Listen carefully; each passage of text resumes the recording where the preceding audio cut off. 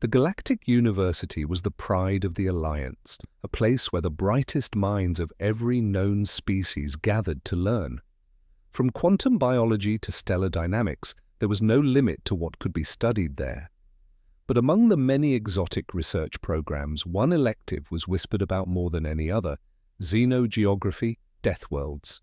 The course was infamous. Students joked that those who took it often dropped out halfway through. The primary reason? The field trip. This semester, Professor Vrixkal, a six-eyed arthropod from the desert world of Takesh, had a new batch of students, and a particularly curious group at that. They were studying Earth, classified as Deathworld Designation Level 8. That ranking alone made every tentacle, frill, and antenna in the room twitch with anxiety. "Professor?" a feathery avian student named Chur asked nervously.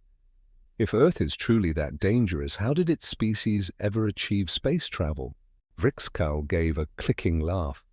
"That, young one, is precisely what we are here to learn."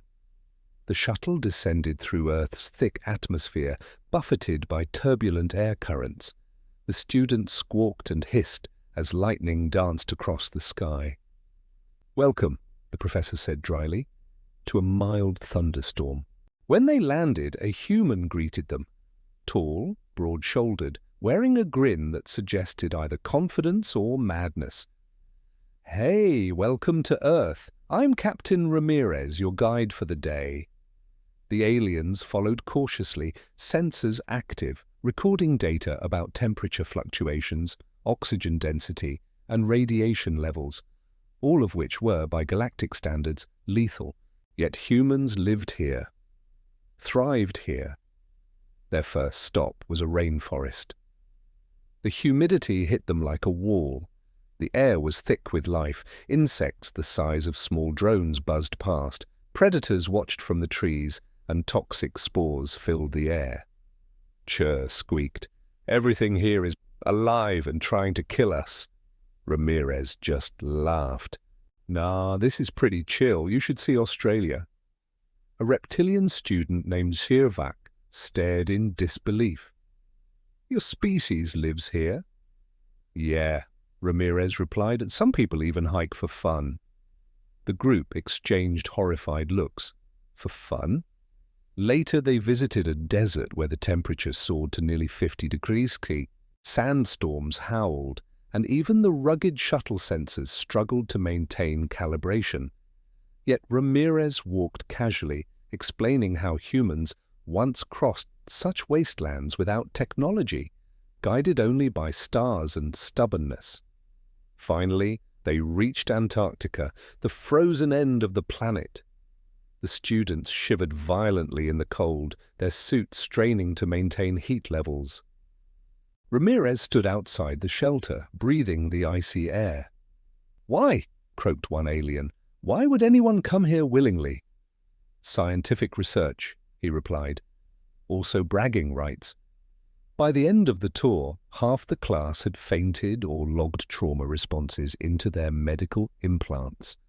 Vrixkal was almost proud. This was a successful lesson. Back aboard the ship, he asked, "Captain Ramirez, your planet is extraordinarily hostile. How has your kind not gone extinct?"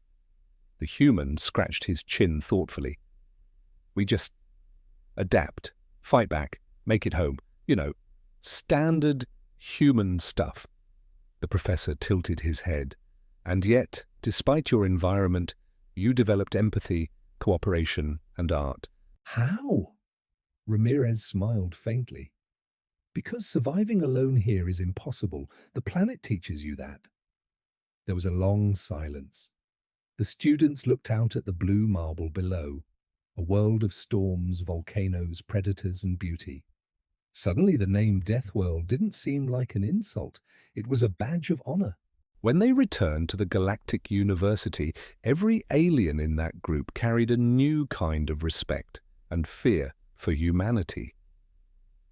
Chair submitted her report to the dean, ending it with a simple line: "Earth is not dangerous because it kills. It is dangerous because it teaches survival." and its children learn too well.